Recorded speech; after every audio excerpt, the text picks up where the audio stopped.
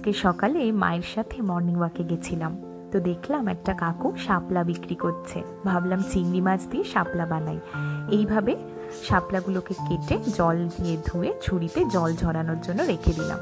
তারপর কড়াইতে সর্ষের তেল, পেঁয়াজ, কালো জিরে আর তেজপাতা দিয়ে চিংড়ি মাছগুলোকে একটু ভাজা ভাজা করে নিলাম। তার সাথে দিয়ে দিলাম হলুদ গুঁড়ো, লঙ্কা গুঁড়ো, সামান্য লবণ। এইভাবে একটু ভাজা ভাজা করে নেওয়ার পরে এই জল ঝরিয়ে রাখা শাপলাগুলোকে একটু একটু করে দিয়ে দিলাম এর মধ্যে। আস্তে আস্তে নাড়তে থাকলাম। যদিও শাপলাটা দেখে মনে হচ্ছে অনেকটা, কিন্তু রান্না করার পরে বিশ্বাস করো করার একদম অর্ধেকেরও কম হয়ে যাবে।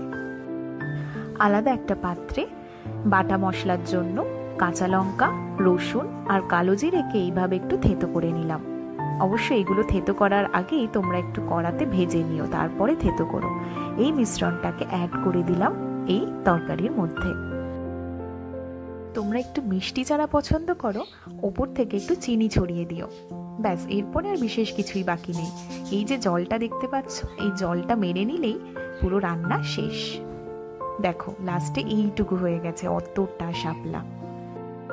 নামানোর আগে একটু গরম মশলা ওপর দিয়ে ছড়িয়ে দিও, তাহলে স্বাদটা আরো বেড়ে যাবে। ব্যাস, এইভাবেই বানিয়ে নাও একদিন, আর অবশ্যই কমেন্টে জানিও কেমন লাগলো।